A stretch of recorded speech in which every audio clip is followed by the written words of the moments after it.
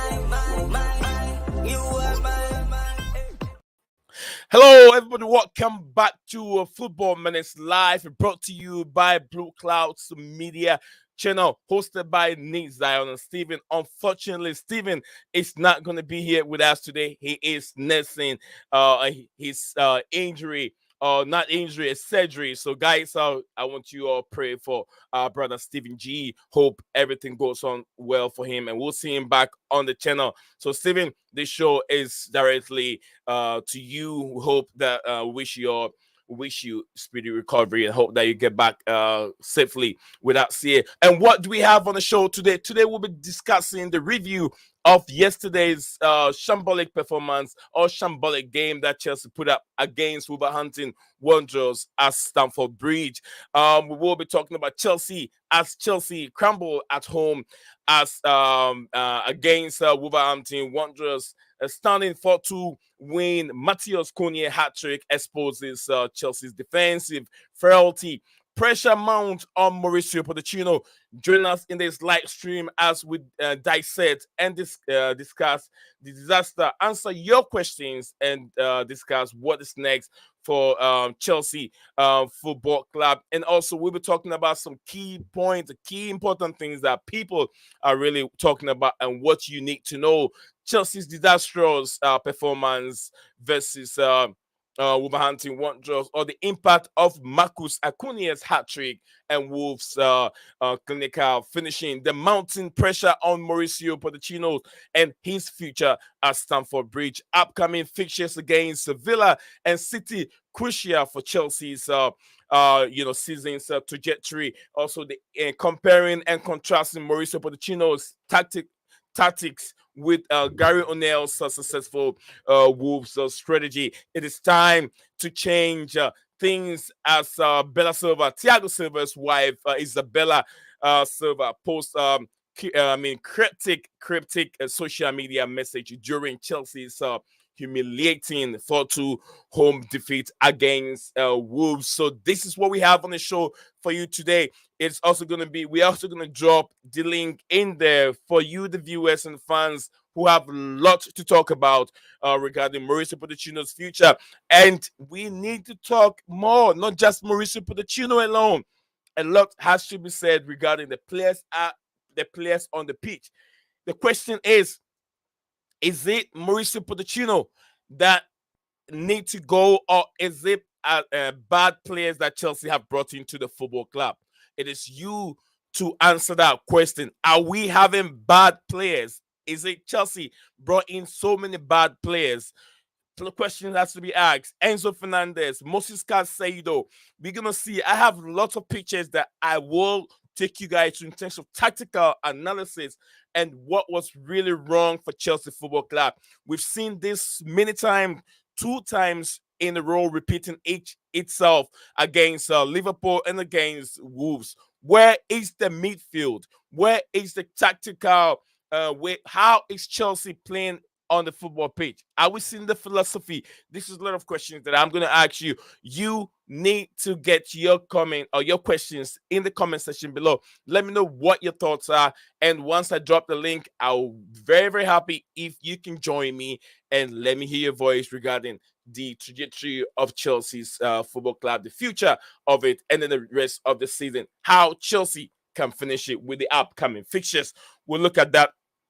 So drop your comments in, and I'll take my time and read them loud for you. We'll be right back. So, like I said, this is what I have for you on the show today. Stick with me. Do not go anywhere as we go through the key important topics.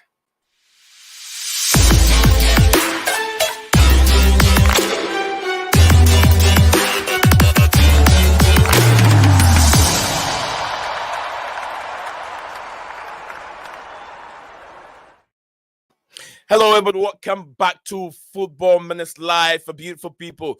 Back again to Blueclouds Media YouTube channel as we digest the ups and downs of Chelsea FC's football club. The progress of the football club hasn't been good. Mauricio Pochettino has had a whole lot of season. He had the whole preseason with his players. But then we thought there will be consistency, there will be progress, and we haven't seen it. We've done almost half of the season is gone. Not almost half of the season is gone. It has taken a shape. We saw a beautiful performance against Arsenal and Liverpool. But why are we not seeing any progress with Mauricio Pochettino and his boys? Bella Silva has taken another step on social media. He said there should be a change of Chelsea Football Club. Or if we keep it going, it will get worse. Change now before it get worse. Who is talking to Bella Silva? Does Thiago Silva has any influence or any impact in what Bella Silva is saying? And I understand Bella Silva is a fan of a Chelsea Football Club, so he has he has every right to say whatever she wants to say. But the reason why her statements are trending because of the husband. The husband is used to be the captain for Chelsea Football Club, arguably the most experienced player in the team right now, with lots of experience. So Thiago Silva, when Thiago Silva's wife makes statements, they hold volume. So that is why I have to say, like, let's take what Thiago Silva's wife is saying. Very, very important. We'll look into that also as the stream goes on. But before I start with everything, let me acknowledge all the viewers and listeners out there. Luca, thank you very much. Luca in the building, very, very strong Arsenal fan. There's my brother Stephen G, whom I dedicated this video or this stream, today's stream, to. I wish him I hope that he comes back stronger, and I wish him a speedy recovery. Big up to you, Stephen. I hope you hang in there and be strong. Hope to see you back again. Big up to you too, Gulam Mustafa. Says big up me and everyone out there. Stephen G, back soon, bro. And can't wait to be back and talking football with you again. Thank you very much, my brother. I miss you a lot. You don't know how you miss a friend until he's not there. I always tell people, take everything serious. You don't know what you have until you lose it. So yeah, I always cherish my brother a lot. Since the directors can't squad build, get real directors, not Winstanley and Stewart. Get Paul Mitchell. Poch hasn't helped himself either. Certain players disgraceful at the same time. That is true. Poch, Mauricio Pochettino hasn't helped himself, but it is not Mauricio Pochettino the problem. I know Poch hasn't helped himself, but Poch is not the problem. It is these two people which we should blame. Paul Winstanley and I think Stewart is the guy. Those two guys who have recruited, who told Todd Bowley and Biedat Egbali to buy these certain players. Those are the ones that we have to focus on, not Mauricio Pochettino. You can sack Mauricio Pochettino now, but does it change the trajectory of the rest of the season? Will it change anything? That is the question that I'm asking you all, Chelsea fan. Big up to you, Sergio Oliveira. I hope you're doing very well. My Spanian viewer all the way back home. Thank you very much for joining the show today. Yes, if you sack Mauricio Pochettino, does it change it? You've sacked Frank Lampard, you sacked Thomas Tuchel, you sacked Harry Potter, Mr. Graham Potter, you brought in Frank Lampard again, you brought in Mauricio Pochettino, and the story still persists. The same problem is still there. What is it? The problem now? It is not the manager. The manager, Mauricio Pochettino, is not the problem. Take your eyes off the gaffer and look at those that are making the recruitment. Ask yourself, is Enzo Fernandez the right person to be at the club? My question to you, do you think Enzo Fernandez, yes, these two guys negotiated, they flew all the way to Benfica and spent millions on millions, over 100 millions on a player that could be sold. I mean, Liverpool wanted to buy him for 15 million. Chelsea paid over the odds for Enzo Fernandez. To me, I see this guy to be a world cup player, not a Premier League player. He's not good enough, in my opinion. He's shown some glimpses of his attributes, but he's not consistent.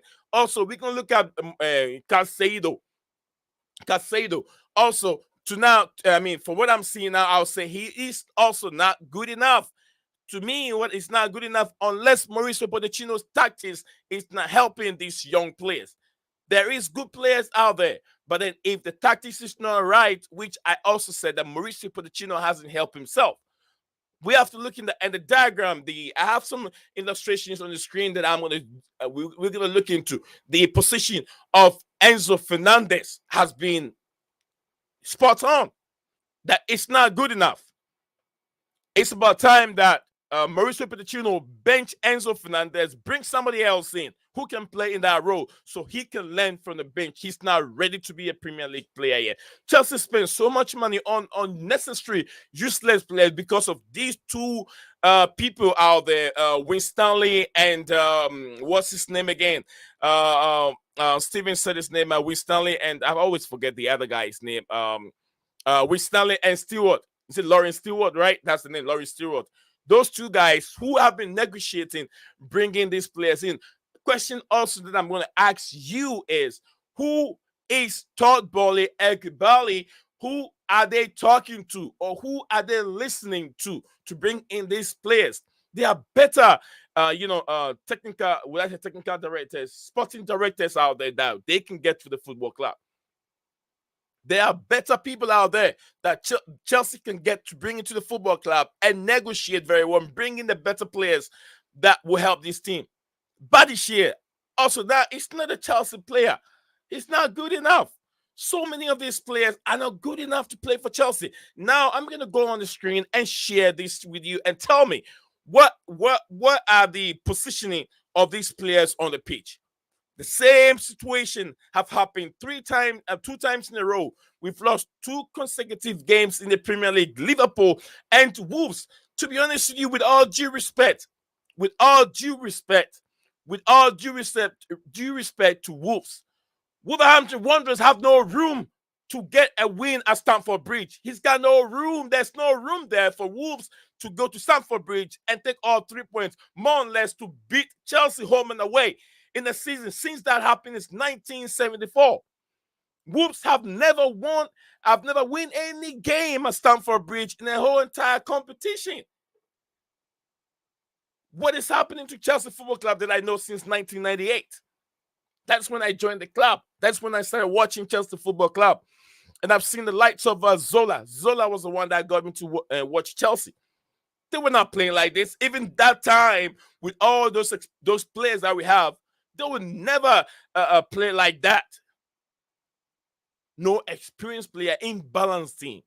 Mauricio Pochettino said he wants all his players to come back so he can get the balance right. Where is the balance? You've got lots of players returning back from injury. Now I'm going to go back to the comment section below and see what the viewers, everyone is saying out there. And let me say this real quick. Wherever you're watching us from, in being Twitter, X, Facebook, or YouTube, please, it's very important to help me out here. Subscribe, and also if you haven't subscribed, share the link for me, and also what else? keep a bell notification icon active at all time on YouTube so you don't miss anything from this platform. Here we go again. Let me read the comment, and I will show you the diagram that I have on my screen at this moment. I sound like I'm fuming over here. I'm very upset, but yeah, I am upset as a Chelsea fan and as a broadcaster or as the host of the channel. I'm very, very upset because this is not right. There is no progression at the football club. What is going on behind the scene? Why is Bella Silva being so loud? And I understand, like I said, she is a fan of the football club. She can say, but her voice hold volume because of the husband. Is the husband having conversation with her? Something needs to be done because that is not right. Bella Silva voice is too loud. She has to calm down. Okay, let me go back to the comment. Like I said, big up to you, Sergio. Steven said, okay, blame on everyone. Everyone is contributing factors to the issue. Bella Silva is just saying what majority of people have started to think. Thiago Silva will have zero influence on what she says. I hope so. If not, Thiago Silva need to talk to her to calm herself down. Steven, you have to know that Bella Silva is not just an ordinary person.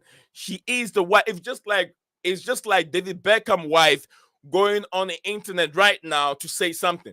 Right now, there is something trending with I think either David Beckham's daughter or whatever it is going on. It is trending because it has to do with the Beckham family.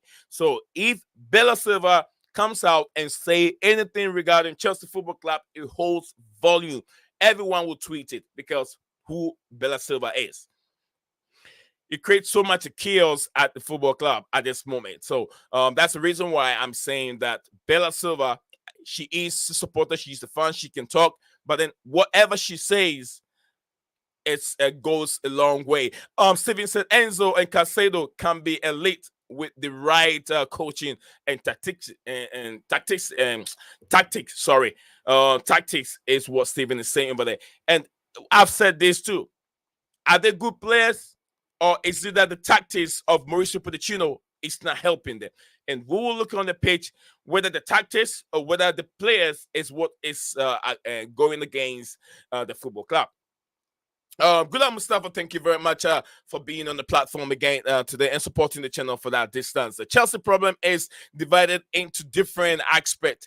Deals are the major contribution and selection of players. Poch or anyone else can do anything if players don't change their attitude, which is spot on. Absolutely. Poch can put all the taxes down, but the players need to deliver. Poch cannot kick the ball on the pitch. The players have to kick the ball. It's so annoying that we all been sitting here saying that we've missed Nicholas Jackson. And look, Nicholas Jackson came on the pitch. Within the first 5 minutes, he was offside. Another few minutes, he missed a sitter. What the hell with these players? And all I have to do with those sporting directors that scouted these players and brought them to the football club. It goes directly to those scouting directors. Nicholas Jackson. Oh my goodness. Although he hasn't played well, but to be honest with you, we have to be fair to Nicholas Jackson. First season of the Premier League, outscored Rasmus Højlund, where Manchester United spent over 80 million on. Chelsea only spent 35 million on Nicholas Jackson. So I don't want to be that negative on Nicholas Jackson. You get what I'm saying? His contribution has been impressive. He does what he can do, but we know he's not a finished article yet. Chelsea did not spend over the odd on that player. 35 million, 36 million is a bargain for Chelsea Football Club. The ones that I've said, I'll say that Chelsea have spent over the odds of paying so much money on. One is Enzo Fernandez. Second is what's his name again? Cucurella from Brighton. Chelsea have wasted so much money on these players, but we'll get into that. Big up to the big man himself, Makim, in the building. Makim said, big up everyone out there. Big up to you, to yourself. Nissan link and in Discord, I will drop on a bit. Okay, I'll do that for you, Steven. Please, if you're not okay, please do not force yourself. But then maybe you have a lot you want to say. I will drop the link in there. I'll drop the link. Even 1 more minute, I'll drop the link in the comment section below. And anyone watching who has something you want to say to Mauricio Pochettino or all the fans that watches this show, do me a favor, click on it, come on air and have a say. The platform is open for you. We are talking about the trajectory of Chelsea Football Club this season so far.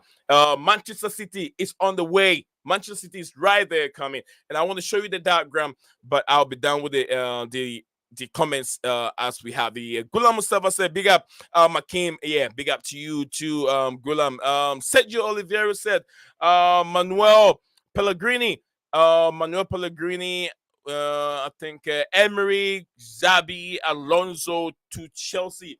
Right now, there are so many managers being linked to Chelsea Football Club. Right now, Zabi Alonso is also there. Will you prioritize Zabi Alonso? To me, no. Zabi Alonso hasn't done it in the highest level for me to have that confidence in him that he can come to the football club and make it. I want a Premier League proven manager. We did with Mauricio Pochettino, but did not answer Chelsea's questions. But will he be the answer for Chelsea? Zabi Alonso is there. Right now, the fans are crying for the special one. But will he be the one to change things at Chelsea Football Club? I'm not so sure. Time will tell.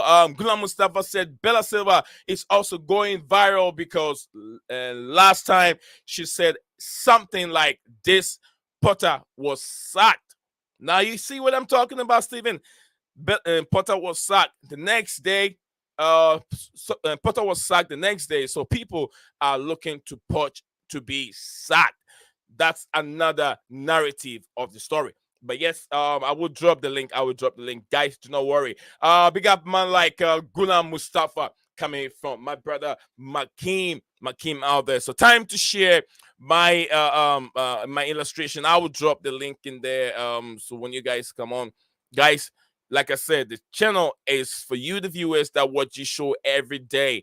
For you to come on and have a say. It's free. You don't have to pay a dime, a penny for me to read your comments for you. It's free for you. I created this channel to be able to have interaction, to be able to talk to you that watches me in your house. And I really cherish you spending time and listening to what is going on at the football club. And we have to get engaged. That is why we are here. We sit here as a mouthpiece for a lot of Chelsea fans. That's what we do here. We sit out over here and serve as a mouthpiece for you all. So we Poch, big up to you, Chelsea Holic.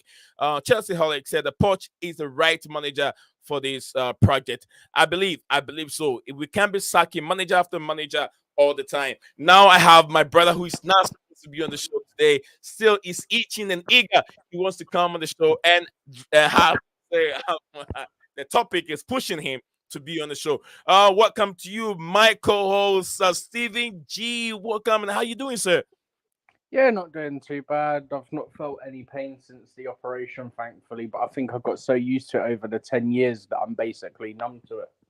Wow. But we're getting there, man. We're recovering. It's got to be a slow process, but it won't be too long till I'm back around more regularly. Give it a few days or so, and then it won't be many more weeks till I'm hopefully gonna be able to get to the bridge and get some content for you guys as well. Definitely. You know, Aman is a season ticket holder. Stephen G is a season ticket holder. And when he's not around, I miss a lot of content because he always get us content from the bridge live. It's all right, though. I don't think we've got a home game till about... I've got a feeling it's like middle of March or something. Okay. Thank you very much, Stephen G. Thank you very much, Stephen G. With all these little bit of pain, you still being able to make a live on the channel. Stephen, what do you have in mind before I go to the tactical section? Yeah, I can't really comment on the game. One, it wasn't on TV here, and obviously, due to having an operation, I've got anesthetic in my system, so it like for a few days after, you're still tired. So I slept anyway, so I wouldn't have seen it even if it was on TV. Not a problem. I was awake when it was. I think I made it to half time at 2-1, and all I heard was apparently both their first two goals were deflected. But yeah, like I said in the comments, I said it the other day as well. the sporting directors need to be sacked or demoted so that they're only in for talent ID. And then you get someone like a Paul Mitchell who can come in and squad build, because squad building is a key aspect. If you can't squad build, you can't get the right, in terms of getting the right profiles for the players you need. Yeah, Absolutely. then you're gonna have issues because they don't fit into the systems. I think that was Gullum that sent that message. So thanks to him as well for that message. Yeah, thanks everyone that is sending a get well message to my brother Stephen G over here. Sergio Oliveira is dropping one more comment. He says Chelsea transfer policy this season has been mostly youth oriented. Yes, they prioritize on good players but not world class players.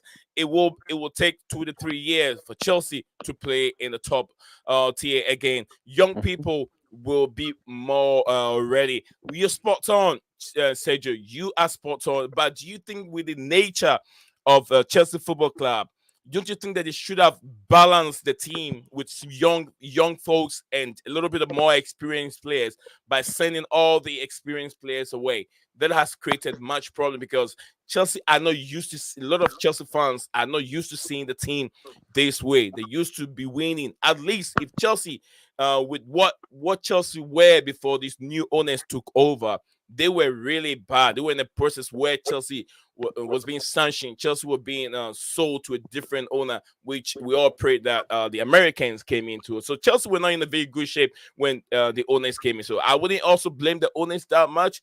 My problem is going to those the owners employ to bring in these young players. That's where my problem is going to go to. But let me let my brother don't have so much time with that. So Stephen, so some of the key questions that I was asking. Yeah. Tactical. Let's talk tactical wise. I know you did not watch the game, but look at this diagram. This diagram shows why. If you watched the game yesterday, I will tell you what it was all about. Palmer dropped deep many times, trying to pick up the ball and progress with the ball and make something happen. The midfield of Enzo Fernandez and Moses Caicedo is not present. It doesn't work very, very well. Now look at this image over here. Look at Enzo Fernandez, way away from where he's supposed to be. Now look at that. Chilwell has been beat. Who is tackling? I think Nectar or whatever his name is. Neto. There's no one tackling him. He's all by himself, and that is how the first goal happened without deflection. So, and then we have another diagram that I'm going to show to you too. This same diagram over here. Who is marking Matthews? I think Matthews Cunha, right? Cunha. No one marking him. Look at Enzo Fernandez there, out of possession again. Gusto out of possession. Disasi out of possession. I'm not so sure who this person is. Maybe Thiago Silva.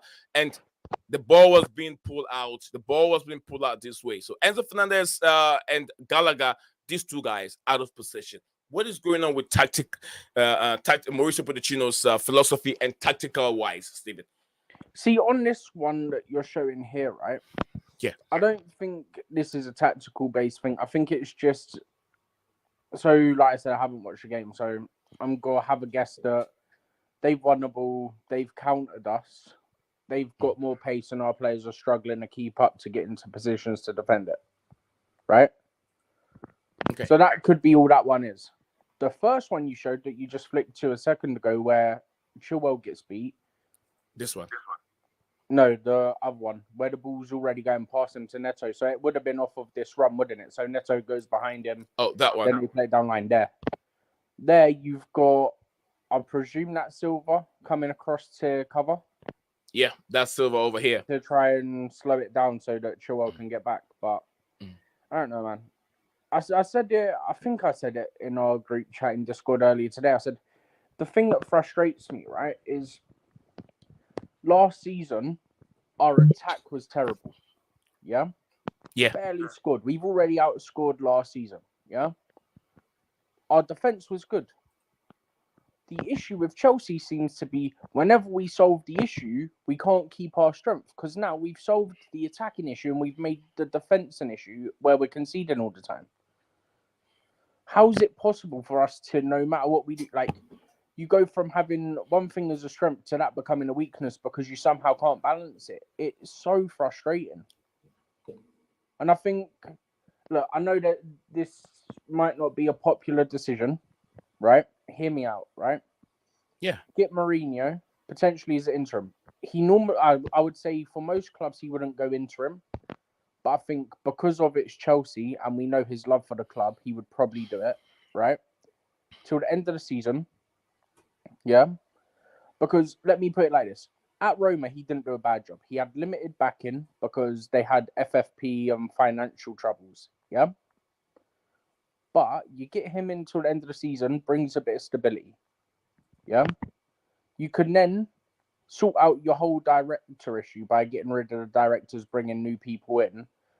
And then they can, if they feel the need, get it in to Chelsea, a proper manager that they think will be able to do the job. Jose, in his 2 full seasons at Roma, finished, I think, 6th both seasons with the same number of points and the same gap to 4th place both seasons. So he was consistent. He won the Conference League in the first season. He got to the Europa League final and got robbed in the second season.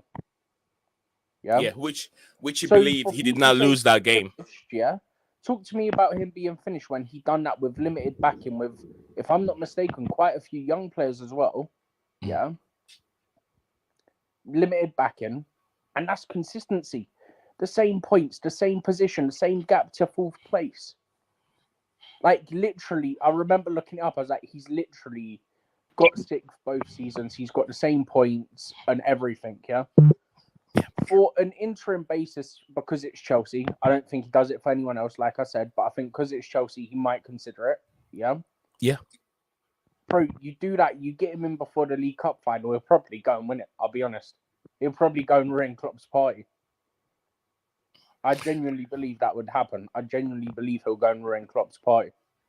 Thank you very much, Stephen G. So where you stand is bring if things get worse, bring Jose Mourinho in, let it steady the ship, let him take things, and if things goes well, he's able to get maybe the top 5, then you can give him 1-year extension. Yeah, that's maybe, what you mean. Yeah, I think I said that in the group as well, if I remember rightly, or I said it somewhere. I said, look, maybe you get him interim, and to sweeten the deal and say to him, look, there's benefits for you here. Yeah. Say if you win one or somehow both, if we're still in it, because I think I'm worried about the Villa game in a couple of days. But say we somehow beat them, right? Say you win 1 cup and you get us European football, whether through that or through the league if you don't win the cup. You can get a 1-year extension, show us what you can do in Europe, and we'll get you a top striker in the summer. Right? Perfect. Because my view is we need an experienced centre-back because Silva's going. We need to sell 1 left-back, get an experienced left-back. I'd sell Sterling, getting another experienced winger to replace his experience because I think he's useless. Yeah. Genuinely believe that. And then you get a clinical striker. Whoever you want to pick that to be, whether you want to pick Osimhen, Tony, whoever. You get a clinical striker because that's been the issue for years. That's not an issue under this ownership. That's been an issue under the old ownership as well. Right? Since we had Costa, yeah, who have we had? Genuinely. Okay, no one else. Giroud. We haven't replaced Costa in a very long time. Okay, we had Giroud who done very well for us for a little while.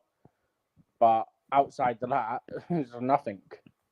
Absolutely. Outside of that, there haven't been nothing. But let me welcome my brother Hamster. Hamster, how are you doing today? I'm doing good. I'm still deflated about the loss, but I'm doing good. How are you, Giselle?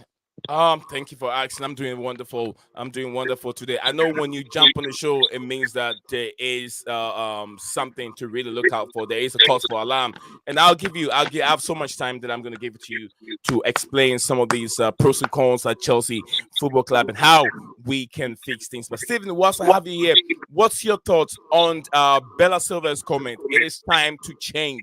It is time for a change. Thiago Silva's wife, Isabella, post a cryptic also share a media message during Chelsea's There's an echo humiliation. somewhere. 4-2. Yeah, Hams. Can you mute? I can hear myself. Hams. Thank you very much, Hams. Chelsea humiliating 4-2 home defeat against Wolverhampton Wanderers. What's your thoughts on that message? Because the reason why I'm holding this comment very, very valuable is the last time Bella Silva said anything regarding a change. Mr. Graham Potter was being sacked from Chelsea Football Club. Are we gonna see the same thing happening again, Stephen? And how do you value Bella's comments? I think it's possible. Look, I wouldn't rule it out. I know we're getting all the briefings come out at the moment, but if I remember rightly, when Potter got sacked, we were getting all the briefs, and then he got sacked that same day. So let's not read too much into the briefs. Yeah, let's take it a game at a time, because he might not be here after midweek. He might not be here after the weekend. We don't know as of this moment, right? Mm-hmm. At the moment, when they've sent out the invites for the press conference for tomorrow, for the game against Villa in the FA Cup, it has Pochettino as the speaker. So I'd say at this point, it's safe to say he's got the Villa FA Cup game at Villa Park on Wednesday. After that, who knows what's going to happen.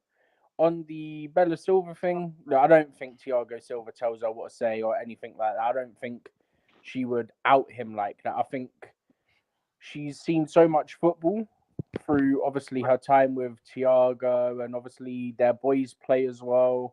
So I think she's seen so much that she's just saying what a lot of people are thinking. I mean, you look at the poll you put up. When I looked, there was 6 votes. I think it was split 83% no, Poch shouldn't be in the job, and 17% yes, he should.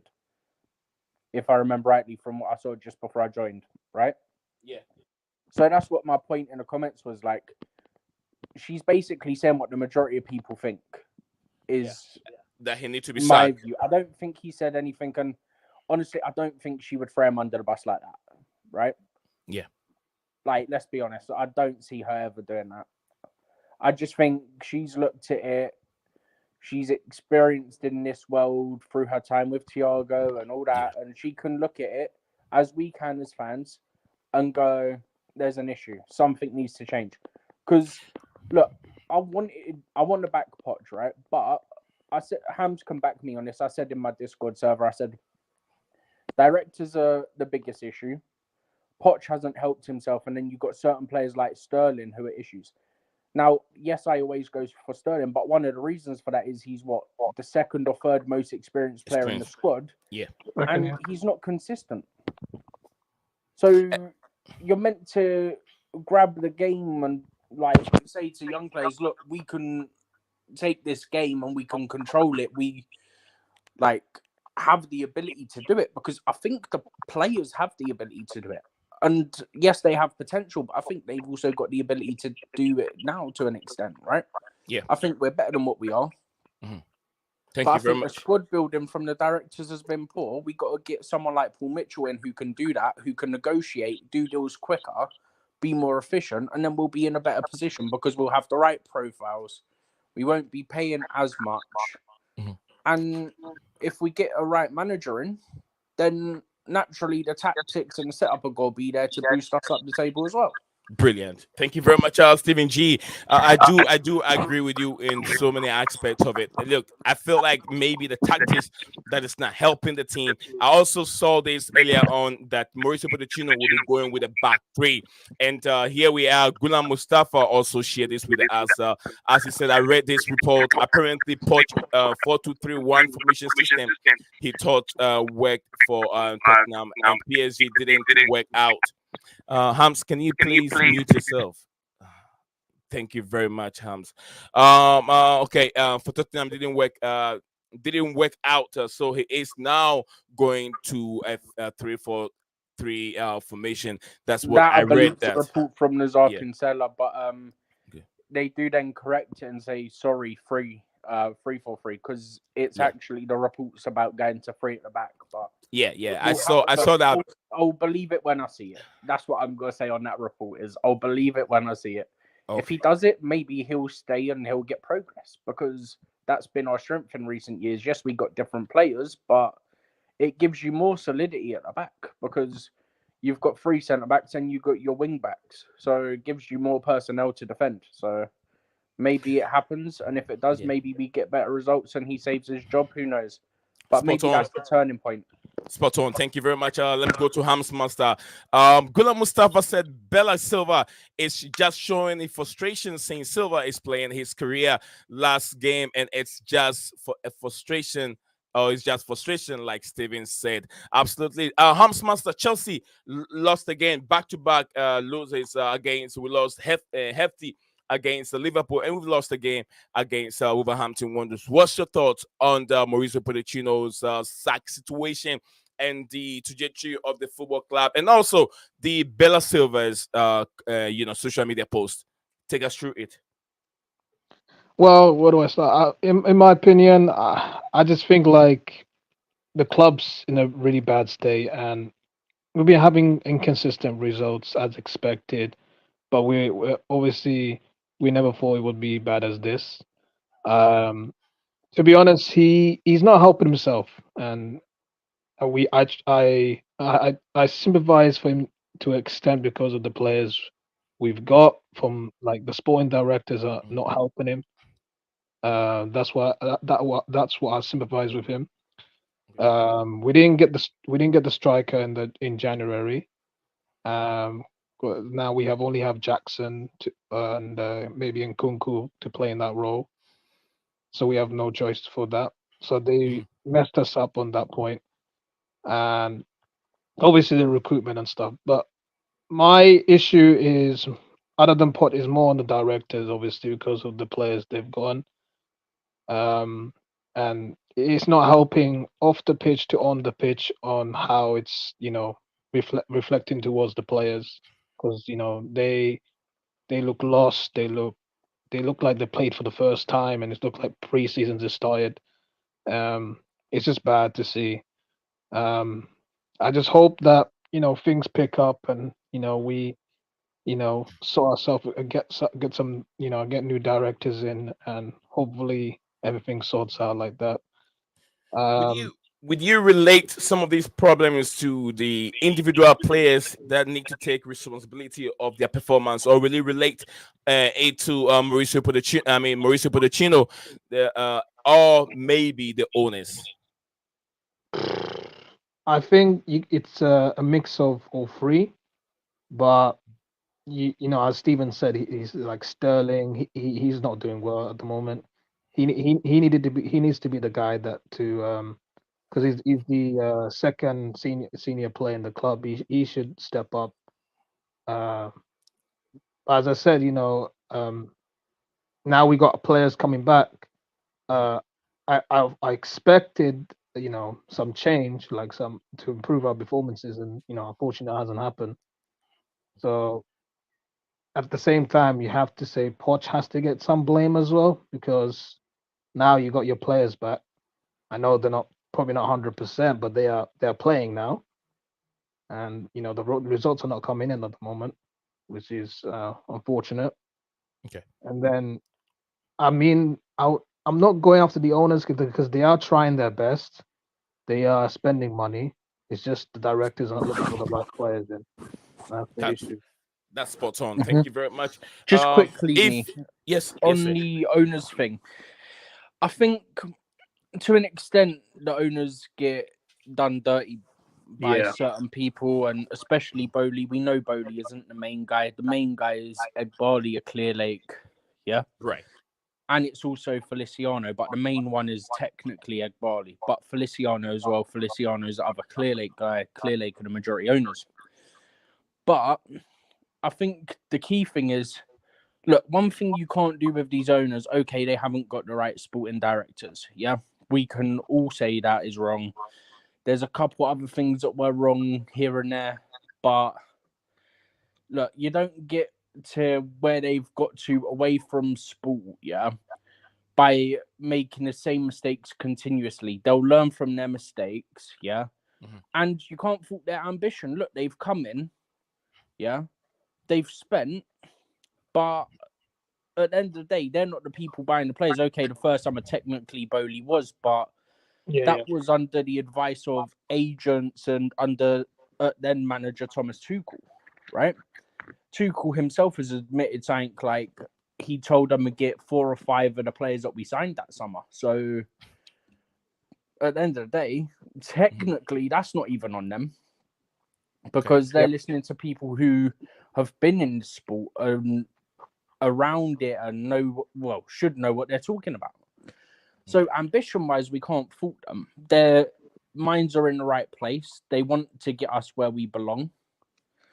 And I think if we can sort out the sporting director issue and then they can get in the right manager, I think we're right up there. I don't think we're too far away. Like I said, experienced left back, experienced centre back, an experienced winger, and then a clinical striker. And I think we're pretty much there. I don't think we need a goalkeeper anymore. A couple months ago I did, but then Petrovic came in and he's not been at fault for anything. I feel sorry for him the last 2 games. He conceded 8 goals he's not at fault for. Again, I say it. Has he been at fault for a single goal? Not that I can think of. So it's unfair on him as well. But yeah, I think their ambition and their minds are in the right place. They just need to sort out the sporting director stuff, and then the sporting directors will sort out the other issues in terms of getting players and getting the right manager, and then we'll be back where we belong. Thank you very much. Scala is in the building, but before I go to Scala and give him a chance to say something, let me finish the few comments here. Gunnar Mustafa said Poch can't play the injury card anymore. To be honest with you, the individuals has to take responsibility for their own. The 2020 Chelsea project is promising, but it's in the hands of wrong people. But that's what Ghulam Mustafa think it is. Bahams Master, I was going to ask you this question: if you have the power in your hands and you have to bring in sack Mauricio Pochettino and bring in any other manager, who would you think of bringing in? Julian Nagelsmann is there, another young manager doing very, very well. We have Xavi Alonso also doing very well in with the in the German Bundesliga. We have other managers over there. So who would you think of bringing in if Poch is being sacked today, Mr. Hams? Finish that and I can go to Scala. Obviously, I'm open-minded person. To be honest, in my opinion, we should get Inter manager in. Let's say Jose for a short term. I'm open-minded to that, as long as everything's set in place for him to guide us forward. Okay. I think Jose Mourinho for short term is not the worst thing. It's not ideal for long term, but I think I'll be open arms for him for short term. But why is no one talking about Frank Lampard again? He's always at the bridge. No. Let's not go there. To be fair, I said it at the time last year. Yeah. Whoever came in last year as interim was in deep trouble because the players are down tooled, so there was no chance. Okay. But yeah, like I said earlier, Hams is very much with me, it seems, with the whole Jose thing.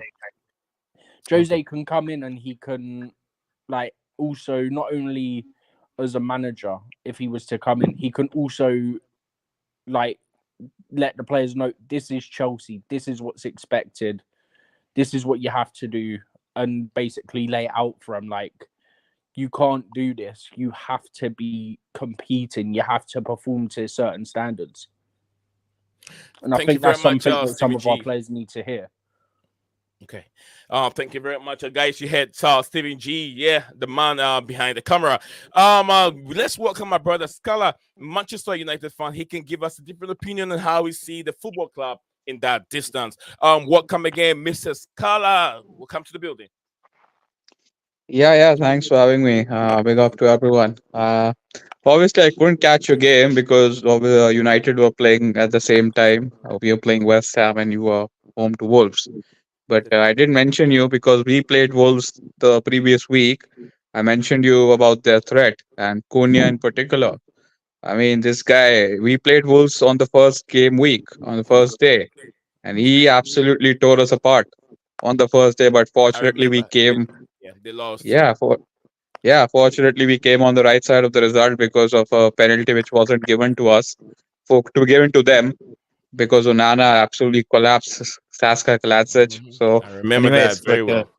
yeah, he put three past you. Two of your goals were probably deflection, but you cannot come. The other two were Thiago Silva and Conor Gallagher. They absolutely get rinsed. That's not Chelsea standards, man. I mean, I keep mentioning you with the whole takeover thing with Chelsea Todd Bowley coming in. Your aim is to beat Man City, isn't it? Because Hold, that's Scala, are you holding like one of those earbuds where you have the microphone?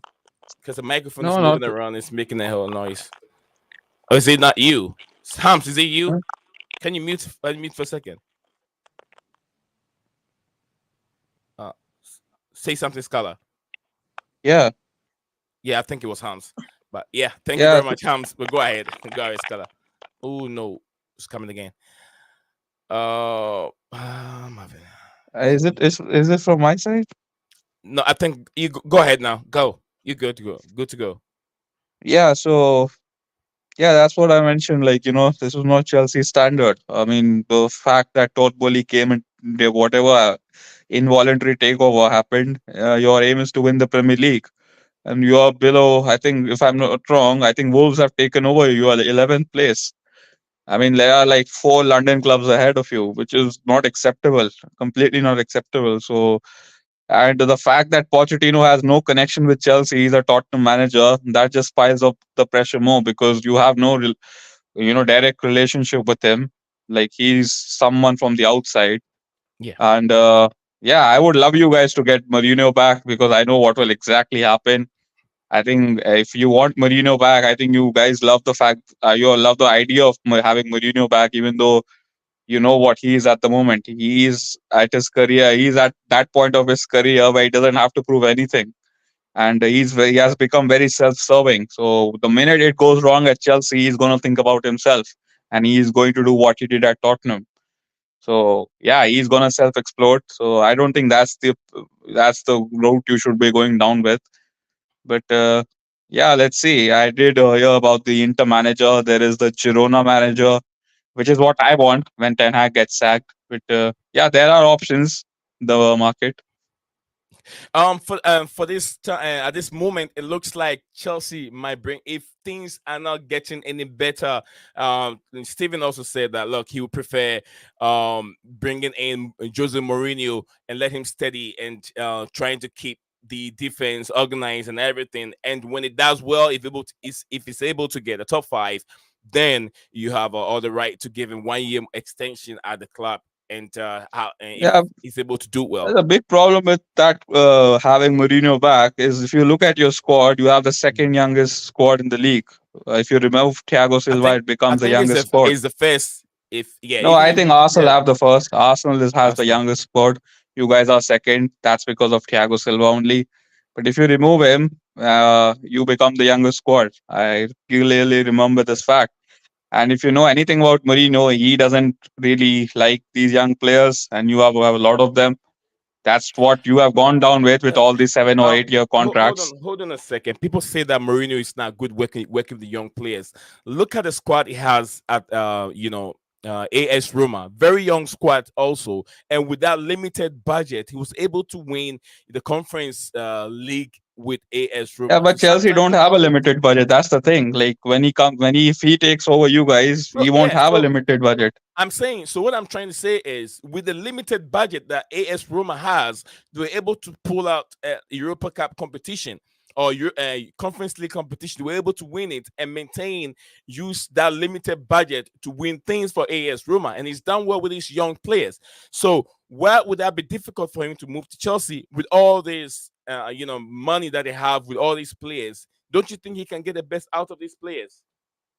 I don't think so. I think this squad you guys have, they need a proper tactical coach, who can also be a bit of like, he can put the arm around the back kind of thing. I don't think Mourinho is the route you should be going down with. Unless you like to have players like Scott McTominay and Conor Gallagher in your team as your main players, that's what he would love. he's going to give 5 years extension to Conor Gallagher because that's the kind of footballer he loves. That's why he took Chris Smalling from us, and he wanted Harry Maguire. So yeah, man. I mean, I would love to Mourinho to go back to Chelsea because I exactly know what will happen. He's going to he'll be doing good things at like the first couple of months, but there will come a point where it will all self implode, Yeah. and Please will that get away. moment Yeah. he's going to think about himself, and he'll not think about Chelsea because this is not the Mourinho where he came back.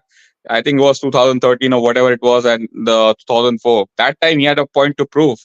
Right now, he's just looking for a job. And if you remember, just 2 weeks back, he said that I have unfinished business at Man United. Yeah. You know, so and we don't want it. We don't want Mourinho anywhere near this team because we know what happened when he left last time. He exactly did what he does when the things go down the drain.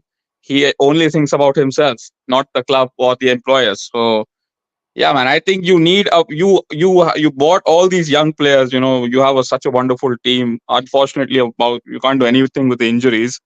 But there are like 6 or 7 players from your team I would take in a heartbeat at Chelsea. Starting with Cole Palmer.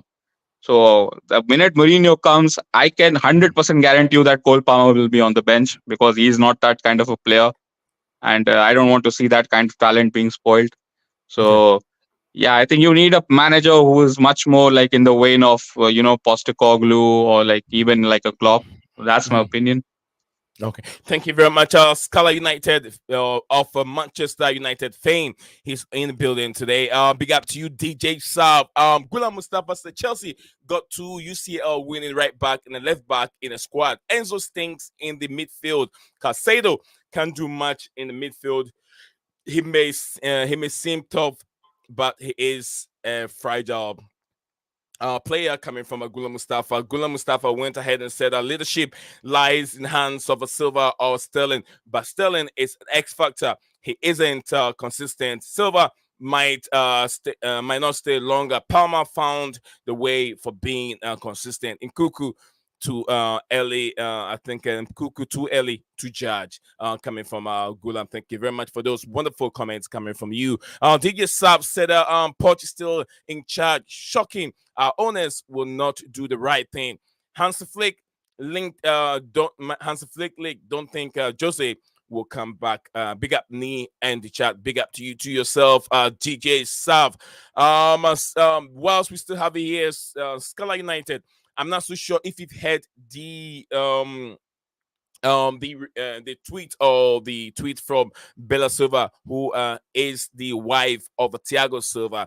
Behind the scenes, a lot of things are going on in the way I'm seeing things at this moment. Bella Silva said it's time to change. Thiago Silva's wife Isabella post cryptic social media message during Chelsea's humiliation 4-2 home defeat against Wolves. And I think that Bella Silva, because of the husband, anything she says holds a lot of volume. Big up to you, AJ. I don't want Mourinho at all. That is coming from AJ. AJ, can you tell me why you're not a fan of Jose Mourinho? Can you explain more in the chat? Big up to you, Melissa. Hello, my brother. How are you? And Stephen, how is Stephen doing today? Speedy recovery and get well soon, Stephen. No, Stephen heard you. Thank you very much for your kind message to Stephen G.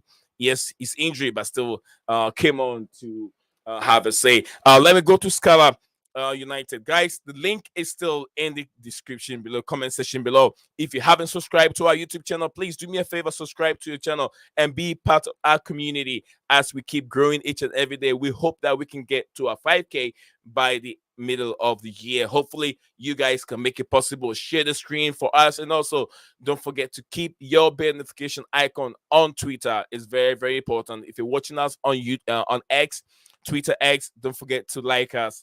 Also, like and follow us. Like a video and follow us. And also, if you're watching us live on Facebook, Blueclouds Media on Facebook, thank you very much for doing that. So I want to acknowledge those that have already liked the stream from Facebook. Melissa, thank you very much. And then Karim, thank you. Gabby France, Gabby, thank you very much for liking the video on Facebook. Much love to you all. Scala. So we regards to that. what do you have to say on the Bella Silva's comment? Yeah, she has a lot to talk. I always see this, his wife, she always has some kind of, comments whenever something wrong happens at the club. I'm not a big fan of that because, the same thing happened with us. If you remember, like Sergio Romero, if you remember that keeper we had, like the Argentine goalkeeper. His wife used to do the same thing, like because David De Gea, he used to play in the Champions League, and Romero used to play in the Europa League, and his wife didn't like that, so she used to make comments like that. So, anyways, look, I think Thiago Silva, I think this is his last season. With all due respect, I think he has been a wonderful centre back, probably top three of this in the last 10 years. But the way Neto ran past him and set up Cunha, that's just whatever you say. The times have changed. If you look at like the modern centre back pairing, one of them is like a sweeper, and one of them is like a ball playing centre back who is also decently. I mean, he's decently quick. If you Yeah, look at what Real Madrid have, or if you look at what Bayern Munich have, they have that kind of centre back pairing. One is quick and one is very good on the ball. So I don't think Chelsea have that, or like they used to have that probably some years ago. If you remember, like Cahill and John Terry. I yeah, mean, Gary Cahill, he's such an underrated centre back. I mean, this guy. Anyways, time's gone by, but yeah, man, I don't have much opinion on what she says. I don't think her opinion like holds true weight. I think she's speaking against the club, which I'm not a big fan of. But I guess all of these, supposedly wags, they all have their opinion because I don't think it benefits the club. yeah. It's just another source of It distraction, creates I guess. chaos. It creates Yeah, it's chaos. create Yeah, chaos. The manager is under pressure, the players are not delivering, and and it's just part of the white noise. a Yeah, player's it's wife just who's part more of the noise. popular also comes in and say that. And the last time she said that, Graham Potter was fired. So thank you very much, Hams Master. If you have anything you want to say, just draw my attention and then jump in. I'll give you the chance to talk. Okay, Hams. No worries. Thank you very much for being here. Let me welcome my big brother here, DJ Sav. Yes, Jose's brother is in the house. DJ Sav, welcome to Blue Clouds. Yeah, big up, guys, big up. Yeah, my fellow countrymen being linked with us, being linked with a move back to Chelsea. Listen, as much as I'd love it to happen, and I would Josie to come back. I wouldn't want to tarnish the poor guy's career because he won't just come in and sit there for and be an interim manager for 6 months or 5 months or what's left of the season. So there's no way he's going to come. I don't think he'll be the one that will come in. I think I've seen a lot of other players, other managers being linked with us. But I think the one manager that hasn't been shown and hasn't been linked with us, or hasn't been in amongst the 10 that were mentioned by so-called outlets a couple of yesterday and last night, whatever I read, one name that didn't come to hand was Hansi Flick. And usually when a manager like that is not linked, it means he could be more likely the guy that will be coming in should we need to make this change. And I hope we do make the change. Because if we really want to survive for the remainder of this season, we really need to bring Hansi Flick in now and salvage our season while we're still in 2 cup competitions. Brilliant. Brilliant said, Steve, DJ Sav, as to have you here, I've been going through tactical, something that is not present, and I've seen it continue itself many times, 2 times in our defeat against the Liverpool and our defeat against, Hams, can you mute yourself real quick, please? Thank you, Hams. I've seen also against Wolves yesterday.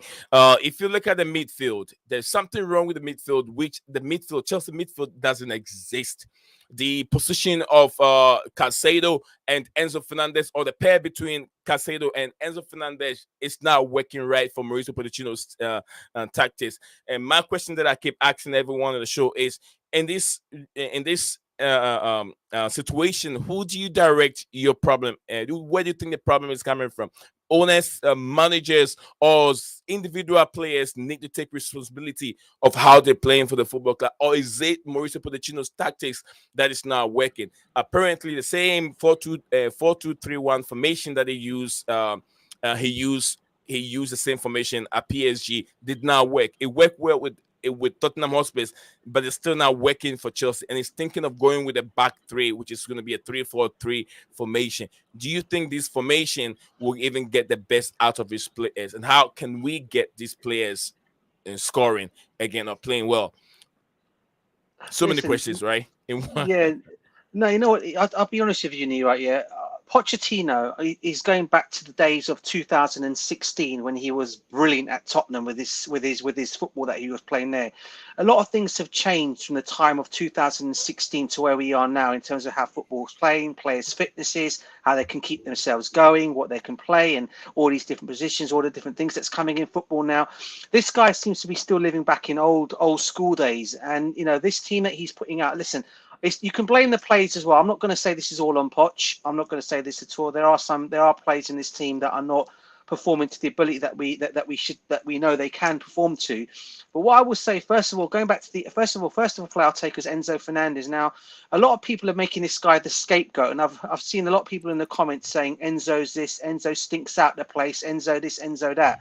Yeah. What people have got to realise is I didn't see this kind of game under Enzo when he was playing under Graham Potter. Out of all people, out of all managers, I never saw Enzo having these kind of bad games as he's doing now. You would have actually thought under this guy who's supposed to be a better manager, as we're all supposed to be told, Graham Potter, Pochettino is supposed to be being a better manager. It's supposed to get the best out of players like an Enzo Fernandez, like a Caicedo. But these guys have got no confidence. Their confidence is poorly. You can see their confidence is gone. I know. And yesterday, I was at the game yesterday, Neil. Right? I'll be honest with you. The minute we took off Caicedo, we go and concede a third goal. Yeah, right? Which was as soon as you take Caicedo, I saw that. Right, that in itself was just mad. We take him off, and then people are saying, "Oh, why was he punching the seats in the dugout? Why was he doing this?" He was upset because he got taken out. And look what goes and happens. We go and concede a goal. Yeah. Now, I'm not saying him and Enzo have been brilliant this season and they're not to have blame for this. All the players in their own way have got to take that responsibility. But the buck always starts with the coach and the setup he does.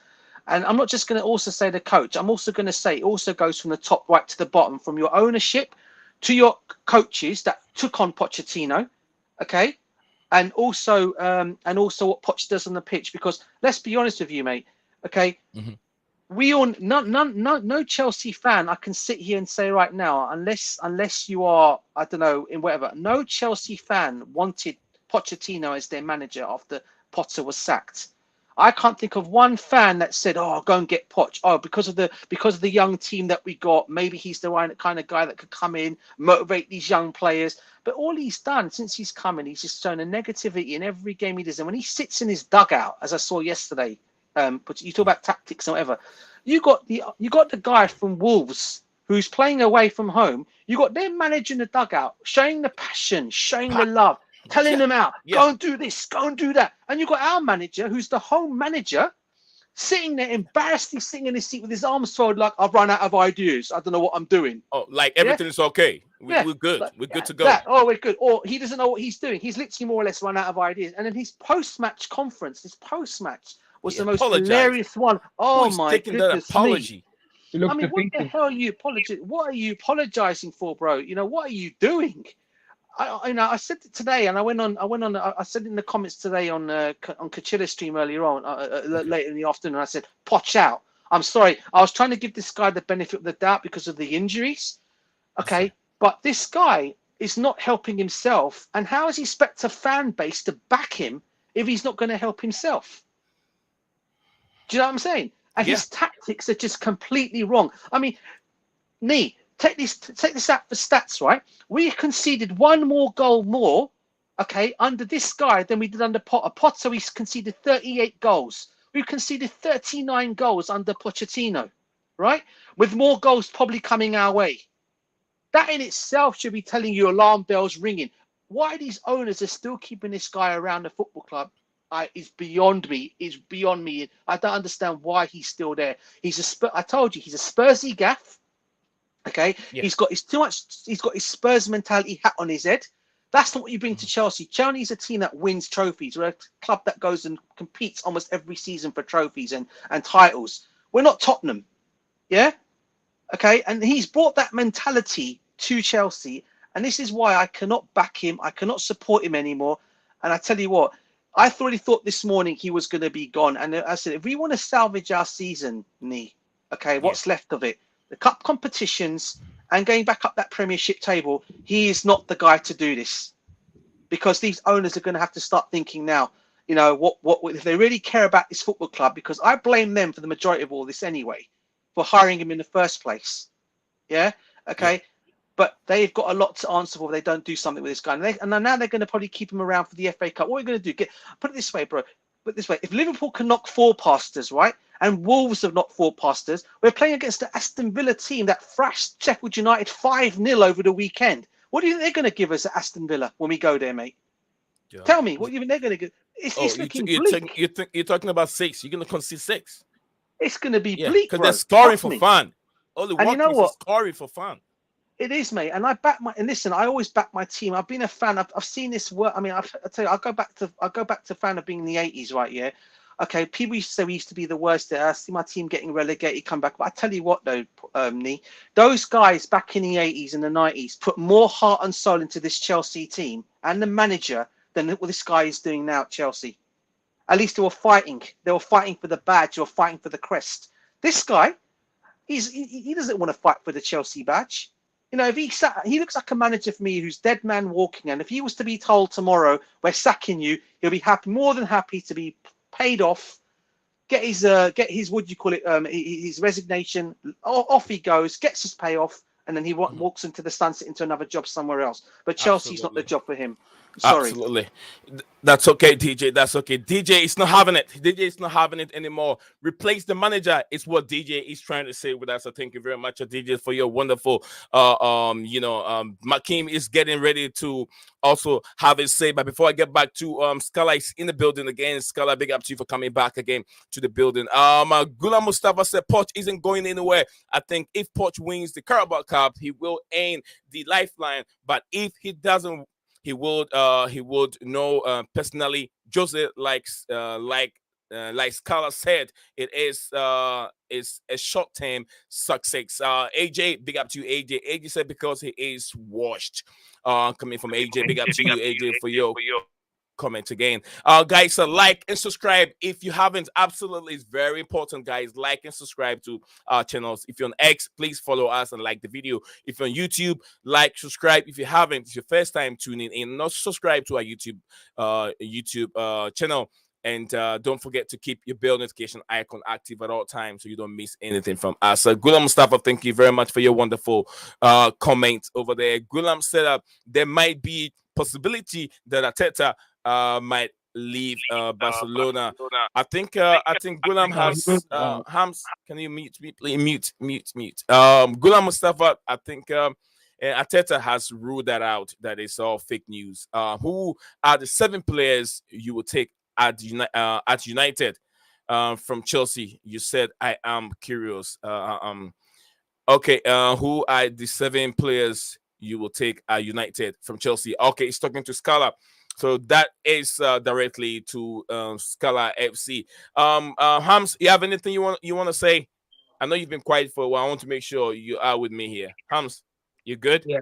Sorry, just my mic. Yeah, I agree with DJ said. It's very concerning that the owners are not taking action.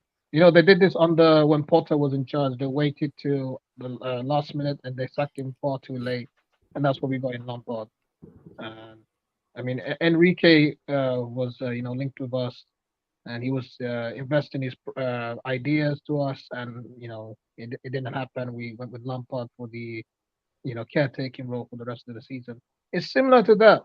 I just hope that they don't do the same thing. They actually look for the right manager and do it quickly as possible and don't sack him late, because we need to salvage the season. What Poch is doing is just like he has no excuse because the players are back. Because we sacrificed for him with the injuries, and we thought that he could get better as soon as they came back. It's not. So, and including the fact that he's not using Enzo and Casado very well. Enzo's going further up, and Gallagher, he's pressing too much, and he's not a cam. Well, Gallagher, but Gallagher is in an advanced role. If you look at this diagram that we have on the screen at this moment, if this is the same way we're gonna play against Aston Villa, then we should be ready to concede thousands of goals. Because look at this guy, the number three. I'm not so sure who the number three is. Only Watkins will just play around this place. He will outrun because he's an Olympic sprinter. Only Watkins and Lee is what's his name? Lee these Jamaican guy on the right hand side. Leon Bailey. Lee Bailey, also another Olympic sprinter. So you got two Olympic sprinters who will be running against or maybe running towards our left back and right back. We should be ready. Chelsea should be supposed to be ready. Look at how easy this guy got to go. How easy he was able to get a goal against Chelsea. Look at how he found himself in no man's land. No one is marking him. Look at Enzo Fernandez. He's out of position. And I have two scenarios. Who is marking this guy here? Chowal is going to be beaten by this guy is going to pass him. What's his name again? This guy coming from Barcelona. I forgot his name. He's passing to this guy. Look at Thiago Silva out of position many times. But before I go into the tactical role, I know my brother Makim in the building. Yeah, my brother Makim in the building. He has a lot he want to say. Scala, let me know if you want to jump in, Scala. Okay, once anyone is done and you have anything you want to say, Scala, you're welcome to jump in. Okay. All right, Makim. Yes, sir. Welcome. You got minutes on your side, bro. There's a lot going on. You've been hearing me. You've been listening into the show for quite some time now. You know all the questions. Which one do you think you want to react to? Bella Silva, problems with Chelsea. Is it coach? Is it the manager? Is it the players? Or is it the owner? Is it Mauricio Pochettino's tactics that is now working with the team at this moment? Big up to you, KOC, for showing up today. Makim, take it over. You know that great saying, they say, behind a great man, there's always woman, a powerful woman. Absolutely. Yeah. And she has displayed that. We have to be appreciative of someone like her that's from the inside, that can call out the nonsense that her husband can't directly do. You know? Yeah. The last time that happened, Potter got sacked not too long after. You need people like her, because his last years, he's not getting much help at the back when it comes to defend the team defending together. This guy, I don't remember the last time Thiago Silva had a happy game. He scored a goal too, you know. But he scored a goal. He's not a happy chap. He's not a happy chap, and it goes all over. And now I'm seeing everyone saying Poch should be out. Listen, I've been saying Poch should be out from the first game. Yeah, he's been doing the same thing. Yeah, and it's not now where people are gonna get tired of it. I've been saying it for ages. What does it take? Does he need to go on the pitch himself? Yeah, and score an own goal for us to realize this guy is not what we need? Because really and truly, yeah, we know that these guys, they like a yes man. Poch has gone to get the bag. But what he should have done, yeah, if you know you're going to get the bag, then what you should do what's necessary so that your next job, you have a good one or just as good. Be the sacrificial lamb for the next manager so that he could have more power and more say. Because Potter didn't do that. Potter went by the rules all the way to the end. And Poch is doing the exact same thing. Didn't ruffle no feathers. Didn't stand up to the establishment. He just went along to get along. We don't need guys like that. That's a Tottenham attitude. We are not settling for that. And when it comes to the 4-3-4, was it 3-4-3 that I've recently been hearing about? Yeah, 3-4-3. Is that what it is? Yeah. If you're keeping the same rotation, yeah, as in Enzo and Chilwell, because I didn't see Gallagher on the lineup when it came to that. Those two, they will still cause the major problems. Chilwell's not going to overlap for Nkunku. It's not going to happen. Enzo is not going to pick out the right passes or penetrating passes or even help Caicedo. He don't listen to Caicedo. I don't know what it is with him and Gallagher. They're big-headed. It's gotten to their heads because this is going on 2 seasons now. These guys are these 3 guys are the only ones on the pitch here that feel entitled enough to stop the whole counter-attack for them to pick up a pass so that they don't look back. But then that kills the attack. And it's justified. We have no reason for none of this.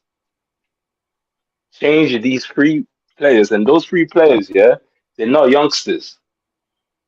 Everybody's complaining about youngsters. The youngsters are not getting the chances. The youngsters are flexible. The youngsters are willing to do it. The club, they're not going by what they're saying, what the project. They're not sticking to the project. Chukwemeka, Carney should be in there with Caicedo because he listens to Caicedo. He stays next to him.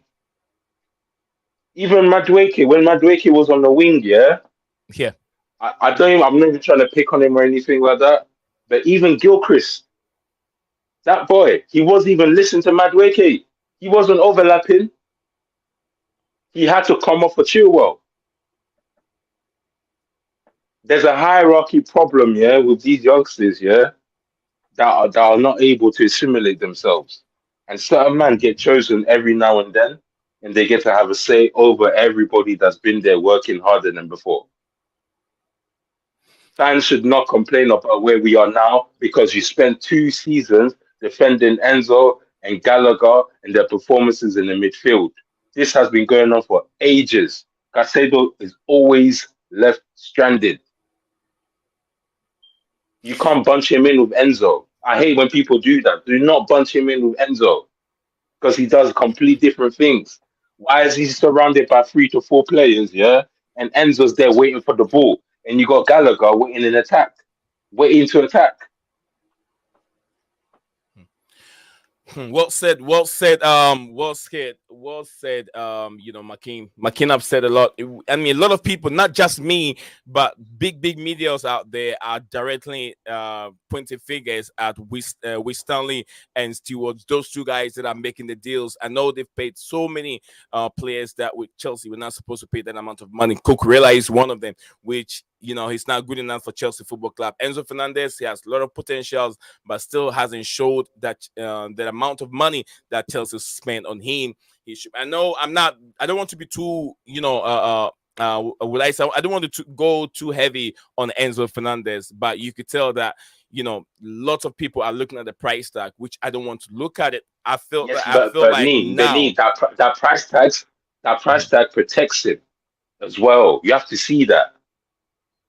He's protected by that price tag too. It's a double-edged sword. He's not McAllister. He was the young player of the World Cup. He wasn't the best player of the World Cup. He didn't formulate that midfield. He's not like McAllister, who sticks to Caicedo like glue to make sure he don't lose any of the balls. Enzo is very arrogant.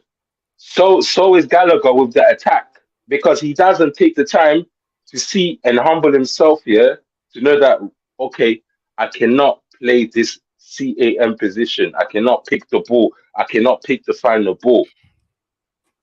They're not even humbling themselves enough here to make it easier for the team. And then you got someone on the left-hand side they made captain, vice captain. So there's no getting rid of that guy. It's too late now. Fans, you have to accept it. This is what you've been defending this madness for 2 seasons. Take it in. Let it sink in. Let it marinate in your brain. Because a lot of people like me have been calling this out from early. Ben Chilwell. The recency bias, and what politics within. Endure it. Wait until the end of the season. We might even just about escape relegation. This is what you get, when you don't actually take in the game. This is what comes with it. Take it. Thank you very much. Makeem, Makeem, thank you very much for your contribution. Let me ask DJ Sab, Hams, Scala still there? I think we lost Scala. DJ Sab and Hams, do you guys have any reaction? You want to react based on what Makeem just said? Whatever you don't agree with him, let us know. Whatever you agree with him, let us know. Let me go with Hams. Yeah, the Chilwell part, I definitely agree. Yeah, he was decent for us before the injury. Ever since then, he's nowhere to be seen. He's a hospital player, man. He's always in the hospital. Him and Reece James. I know Chilwell took surgery or something, but it doesn't matter. He reminds me of Zinchenko, but a B-Tech, no IQ Zinchenko. Honestly, he can't. He's lost his attacking threat. He can't defend like Zinchenko. You know, it's all over the place, and it's ridiculous. Like I agree with the Enzo Gallagher. He's always Casado isolating, doing the job in the midfield. He can't do. It's not possible, man. It's not possible him being isolated, and he has four people at him, and he has to deal with that. And he's about to make a mistake, and it's not really his fault. It's gonna happen, you know. And that's why you need players like, the only player we have that can help him is, like you said, Carney or like Alavia, because Alavia is injured at the moment. He's another player that can help us. I don't know if Makeem agrees with that, but I think he can help us as well. But yeah, he can. Yeah, he definitely can help us. But the thing is, like I don't know what it is with Enzo and Gallagher. They think they're better than Casado. They do. They don't. It feels like they don't respect the guy.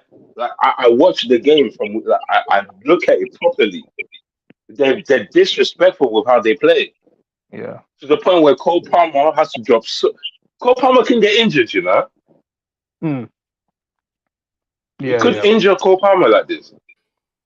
Yeah, playing each and every game. I know he's very young. He's very, very young. He can be going and going, but when the injury sets in, Chelsea will be done. Who's going to score those goals? Because it doesn't look like, with the tactics and the way Mauricio Pochettino is playing, we can get any goals coming from Raheem Sterling or maybe Nicholas Jackson. Let me go to my brother DJ Sab. DJ Sab, anything we want to add to what Makeem just said? Listen, I know Makeem has been coming on been saying for a while Enzo. now, and I know he's been on Enzo for a long time, and I can understand his frustrations and stuff like that. But I don't think it's all. It's easy to make players scapegoats in games, and I think Enzo at this moment in time, along with I'd say Mudryk, are probably the two players that have made scapegoats from the fan base. I think we've seen a lot of it with them especially Enzo cancelling his Twitter, his X account because of the abuse he got from Chelsea fans, along with Caicedo as well, which I think is bang out of order, to be honest with you. That any fan that actually went and done that, I think, was bang out of order. How can you call yourselves proper Chelsea fans when you go around abusing your players? You see, that's the burden of a price tag, Sav. That's the burden of a price tag for a player that didn't prove himself. I've said this to you millions of times, Nakeem, and I'll continue to say it's not his fault that he was bought for that amount of money. People blame Winstanley and Stewart for a lot of things, and I will say one thing: I blame them for a lot of the crap that goes on. But my understanding is they thought they had a deal agreed with Enzo Fernandez less cheaper. It was Egbale who actually went to Benfica and got that deal done and got the price tag that Benfica wanted for him. It wasn't Stewart and Winstanley. They actually put the lowest price for him. It was turned away, and that's when those guys got involved with it all. Now, for me, look, Enzo's not worth the price tag we bought him for. I 100% agree 121 million and euros. I'll also say Caicedo wasn't worth the price tag we signed him for. 160 million euro. But that is the money we spent on these players, and for me, they are going to be great. I think they're going to be in that Chelsea midfield for many years to come, and will be great players for us eventually. All right, I really do. And you know what, Sav? With Enzo, like that, you're saying it's going to be many years. Then for us to be 10th, 12th, and 15th, no, bro, no. He needs a better manager, mate.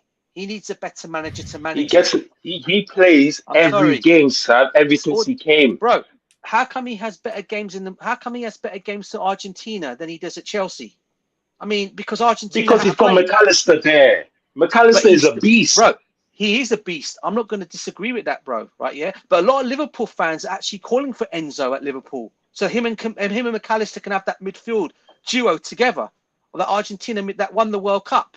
A lot of Liverpool fans would love to take Enzo now from us if they could. They tried. They went in for 15 million. Enzo wasn't. He didn't even play that much. Yeah, he didn't contribute as much as McAllister, and he came off and came on a lot. Listen, McAllister, is a consistent I agree, bro. Like he plays for the team. I agree, bro. I'm not going to say you're wrong there, mate. And this is why I keep saying I'm not saying you're wrong there, mate. But McAllister has had more experience in the Premiership than Enzo has. If we're going to go down that avenue, yeah. All I'm basically trying to say is you're right to criticise, and I'm not going to knock you for that because I value your opinions and your views, and a lot of the stuff you say is 100% correct. But what I will say though is, in terms of Enzo, I think he's a bit harsh on him because I think him and Caicedo, I think, get a buck from the fans a lot. And I was at the game yesterday, bro. I watched them. As you know, I'm a season ticket holder. I watch them watch all their home games. Okay, and you know, yesterday I did think they were, you know, people were making out to how bad they were playing, but I was just looking at the way the way Poch had set us up yesterday again, and I was just looking. The minute we went we went 1-0 up, okay. It's like, and Wolves equalised. It's like all their heads dropped. Everyone was like then looking at it, what the hell's going on? And Poch for me is just sitting there, okay, acting like instead of trying to do or do something to try and make this better, because he's not helping these players at all. And I think the reason why you're seeing low par performances from both Enzo and from Caicedo is because this manager clearly doesn't know how to play them, and this is why you're seeing what you're seeing at this moment in time. I just think a better manager tactically setting up these players in a proper way, you'll get the best out of these players. That's what I personally think. And going back to the what you said about so what you're saying, yeah, if Mourinho comes on, yeah, sorry, if Mourinho comes on, yeah, for example, not Jose, that's what you want, isn't it? Jose. Okay, for example, another manager comes, yeah, he wants. Okay, if another manager comes here, you want him, yeah, to keep playing the same players that were playing with at this time. Is that what you're saying? Mate, you watch Makeem, right? Yeah. If another manager comes in, right? Yeah. Okay. I guarantee you this: Lavia will be fit, and he'll be fit to play. I personally think a lot has been made of Lavia, and I think he really wants. I don't think he's as bad as people are making him out to be. I just don't think Poch fancies him, to be honest with you. Like he doesn't fancy Chalobah. Okay. And he came out with some BS the other day. I don't know if you guys read it. Okay, where he said, I was told I'm not allowed to play this 23-year-old. And he was talking about Chalobah. Now, who's told him not to play Chalobah? The guy's the bloody manager, right? He should be the one making them decisions on who he plays on that pitch, not the owners telling him. I don't believe that for a second. I don't think he fancies a lot of these players. And I also heard a rumor that he doesn't like Enzo Fernandez either, even though they're the same countrymen. This is one of the reasons why he keeps going for Gallagher every time in that midfield. Okay, because he knows he seems to make Gallagher his main man in that midfield. Okay, and the other two players that are supposed to be our better two midfielders are there to suffer because he keeps them continuously playing Gallagher in that midfield. All right. So, now with Enzo, because Gallagher's not that bad of a player. He's contributed a lot more than Enzo has in the last few seasons. Let's not forget that. Yeah, so along with Enzo. So Enzo and Gallagher, they come as a pair. Caicedo came after. He had to adapt to what they created, what they brought to the midfield. He had to adapt to it.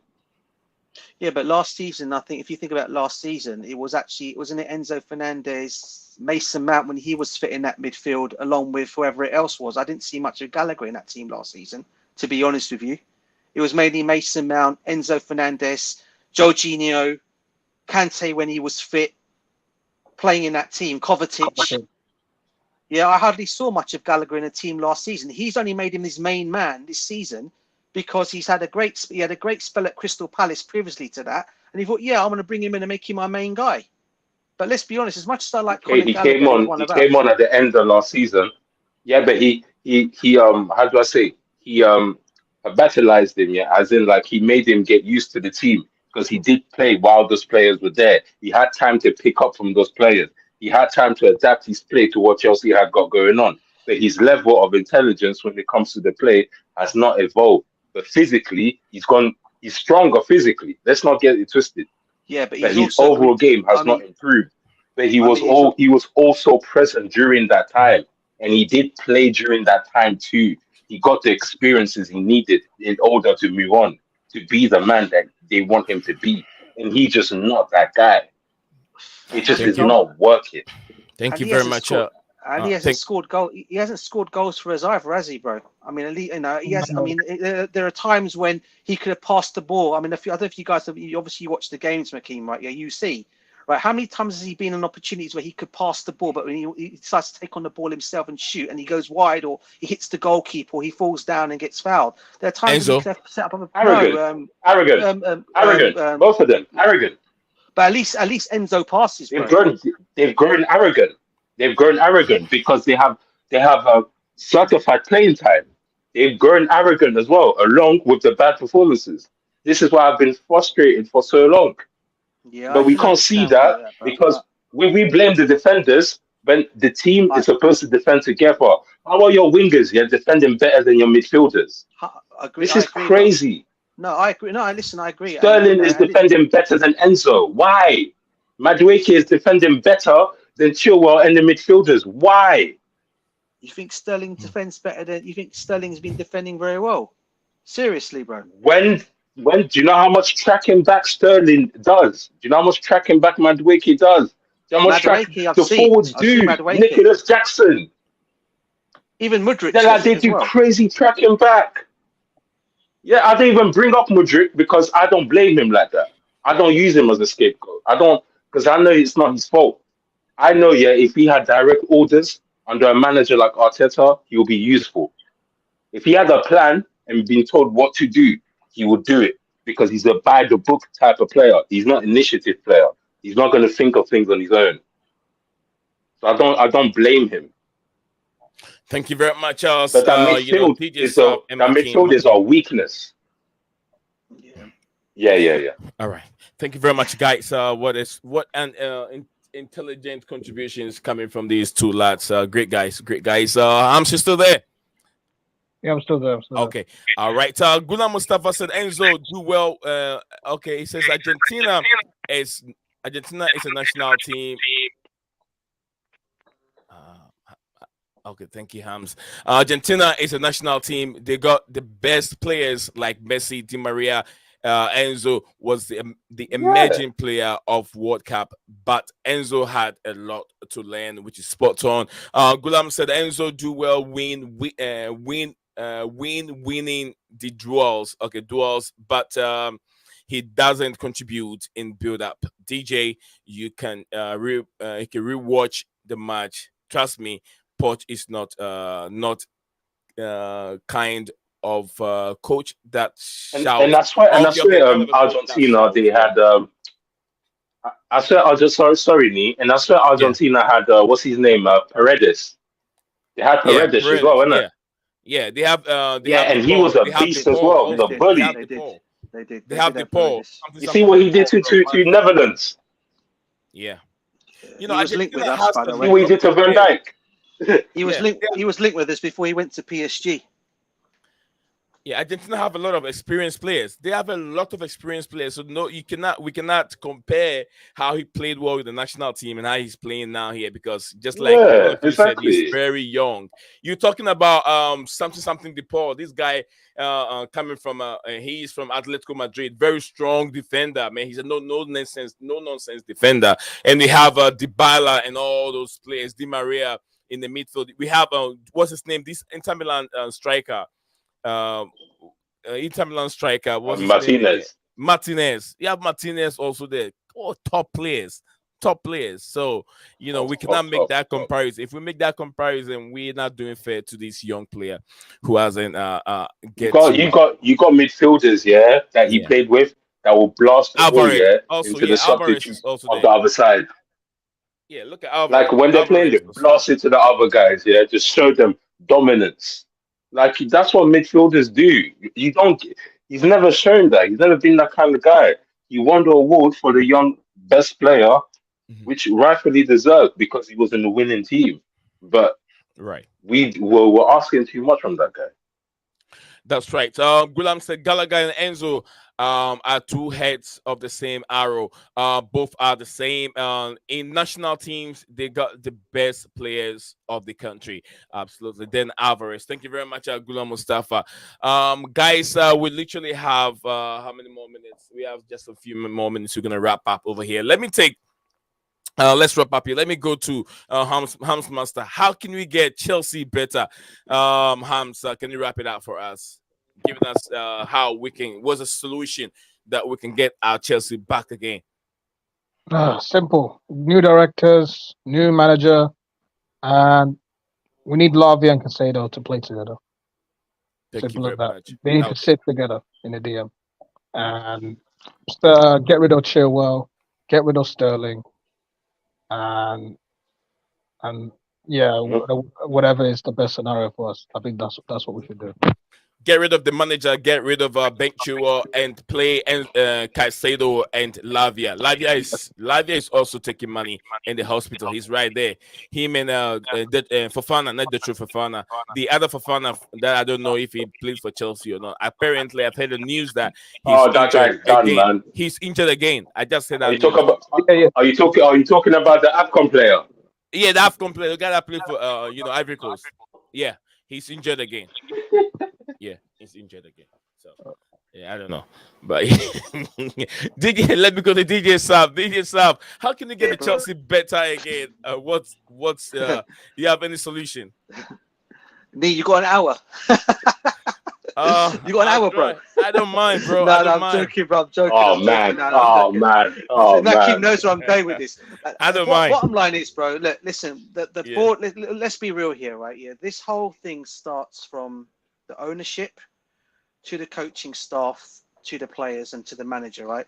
Now, if you're going to sack Poch, then when Stanley and Stewart need to be sacked as well. Personally, I don't want these guys anywhere near our football club, to be fair. But you know what's got me more annoyed today, Nee? I don't know if you saw it. I'm sorry to go a bit more further. Apparently, we are hiring the ex-Spurs commercial manager, who's That's what I heard. commercial I've heard that. director coming in to Yep. Chelsea when Yep. his gardening leave is up. Now, you tell me, why are we doing the Spursy thing now? What the heck's going on with us, bro? Yeah, is it Poch? Is it to come and back this guy or what? I don't know. Yeah, another Spursy guy coming in. Yeah, that's embarrassing in itself. These owners are an embarrassment to our football club. Yeah, and I keep saying this. Yeah, okay. Until they start making these right decisions, forget about blaming the players, blame whatever you want to say. We are going to be where we're going to be until these guys start making the right decisions and bringing the right people in. You need a brilliant director of football in, whether it's Paul Mitchell or whether it's the ex-Liverpool guy. I don't care. Michael Edwards, bring any of those two in. Okay, as we only need one. You then go and let him do his business and bring in the best manager that can come and manage this team. Okay, let him do that. But these guys, Barley and Bowley, and the two idiots that are with Poch at the moment, the two coaching, get them out. We don't want them anymore. That's the only way it's going to improve, mate, because I can just see more disaster coming in. And on Wednesday, we're playing Aston Villa, a vital game. I said it already. We've already conceded 8 goals. Okay, already. 4 to Liverpool, 4 to Wolves. Imagine what Villa are going to do. Can you just imagine what Aston Villa are going to do to 4 or us? 5. Oh, my God. It's just scary for, bruv. It's just scary in itself. But you see, but what's weird, yeah, but then again, yeah, it's like we complained before, yeah, that Todd Boehly and Negbali was too involved, but now we're saying they need to do more. Like, do you get what I'm saying? It's No, like, do you bro. want What I'm them saying, in their no, hands no, no, no, in, no, no. or like, No, you know bro. what I'm saying? 'Cause he took a step back. No, brother. What I'm saying to you, Kim, no, I don't want these guys involved at all. What I said is go and get a Paul Mitchell or a Michael Edwards and let one of those two, whether it's Paul Mitchell or Michael Edwards, to be the director at Chelsea and let them do the hiring of the managers. Let them deal with all the coaching side of what players to bring in, what coaching staff we may need to come in. Because at the moment, we sacked our whole coaching staff, yeah? All our players are bloody injured, right? So what you do is you get these two guys, one of those two guys come in and let them go and get the best manager to come in and do the work for us. Yeah. They don't get involved at all. I don't want these guys involved with the football side of things at all. Just give the money. Say, here's the money. Go and get who you think you want to go and get, and let them start getting these older players in the summer and better managers. I said, none of this young kids. And sorry for saying the word bloody knee. I didn't mean to swear on your platform, bro. That's okay. That's okay. Just it happens. It happens once in a while. But wait. But Sam. You can't just join the bandwagon like that, man. You can't say the young kids are the problem when the piss poor performances, don't come from the kids. Enzo's a senior player now. Bro. He's at 23, 24, I swear. No, brother, I'm talking. Gallagher's the same age, I swear. I'm not talking. And so is Chilwell. No, Makeen, what I'm saying to you is, bro, is sign players that are 25 plus, not like your 22-year-olds, like an Enzo, like a Caicedo age group. Get someone to come in and give these guys experience. That's what I mean when I say that, bro. So I'm not backtracking. I was just checking, bro. I'm watching it. Bro, I'm watching it. I know you are, bro. I know you are. But trust me. No. Trust me. 25 plus players. Bring them in the summer. Right. Well, we still got some more to go. Makim, your 10, man. Makim, your 10. Yeah, for me, I say, we get rid of the directors, but first, Poch has to go. Poch has to go first because we don't see much into the details of what Paul Stanley and all these guys do. We don't know, but Poch has signed a contract for him to take credit for what's going on behind the scenes. So what the fans see, they see the face. So when the company is about to go down or go crumbling, we look at who is the face of the company because that's the most easiest accessible person. Like I said yesterday, the mob is mad. We need a body and we need someone to go out. We need someone to take it. And it has to be Poch because if they take Poch out, it'll be a good sign that the fans are a priority to the owners. It'll show us a good rapport. It'll show us up. And then after that, straight after, you can get rid of the directors. But Poch has to go first if you're going to win the fans over. It's that simple.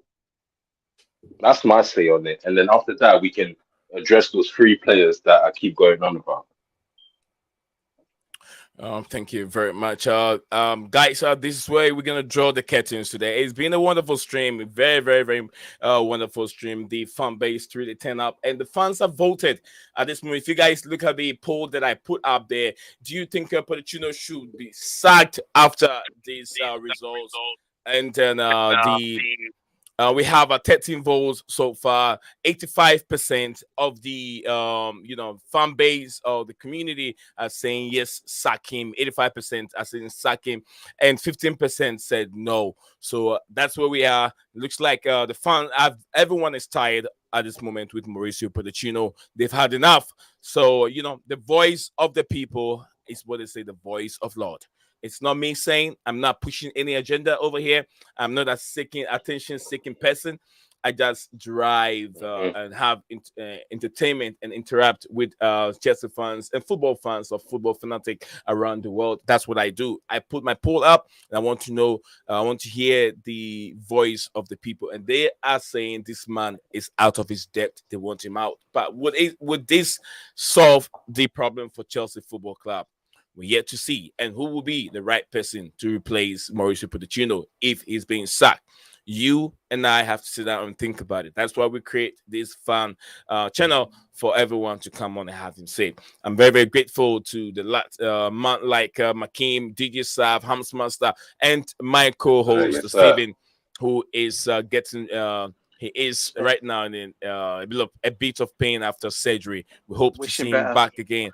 Yeah, everybody wish you the best. And we hope to see him back again on the channel. Big up to man like Gulat Mustafa, absolutely. Melissa on Facebook, AJ on YouTube who came on and have a say. Thank you, AJ, for your time. And we have man like DJ Sav, Mauricio, Jose Mourinho's brother in the building. He knows everything. Chelsea, Chelsea Holic, also thank you very much for popping in and have a say. Makim, also big up to my own brother, my twin brother Makim in the building also. Then we have Stephen G. Then Luca, AFC Arsenal fan, who also came in and have a say. So, guys, this is where we draw the curtains. We'll be back again tomorrow. It's a content that I've put together for a while now, but I haven't because of what is going on with the club. I haven't put it together. It's the deadline day, and some players that we have in the football club. Mauricio Pochettino and sent Detro Fofana, who on his debut had 2 goals for Burnley Football Club. Do you think that Poch should have kept that boy at the football club if we're looking for a striker for the rest of the season? We'll talk about that tomorrow. So, Curtain Raiser, that's what we're going to talk about on tomorrow's show. Thank you, guys. Everyone that has spent his time on this platform, I always say, Leo Desperandos. Ellison, you are a bit late, but he says, hello, well done. You are the best, still in bed since yesterday match. Oh, my goodness, I'm sorry. This is Ellison, my brother from Nigeria, watching us live, and he said he's been in bed since the club or the team lost yesterday to Wolves. He's still in bed. He hasn't gotten up. I hope that the team can win so you can get you out from bed, Ellison. But thank you very much for supporting the platform. Come on, Ellison, man. We'll come back, Ellison. Yeah, we're gonna come back, okay? You got Niger. You got Niger to focus on now. Okay? You got your match, yeah? With South Africa, okay? Yeah, we got it's gonna be okay. It'll be all right. Ellison, it'll be all right. We have more of our fans also, Senegal and I think Gambia and everyone that watches this show from a distance. Thank you very much for doing that. To every single one of them. Yeah. DJ Sav, thank you for coming on. Thank you, brother. Like I said, guys, Steven is out for a while, so anyone that has free time, you can join me over here. He's from Uganda. Yeah, Kampala. UG in the place. Yes, Kampala. I love you guys. Uganda. Yeah, absolutely. Thank you, Eugene.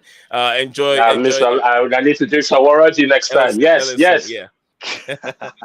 All right, Ellison, take care and have a wonderful day. You guys in my bloody Londoners, you enjoy the rest of your evening, which is Hams Master, DJ Sav, and Makim. All are my bloody Londoners coming from London. Thank you, guys. Enjoy the rest of your evening.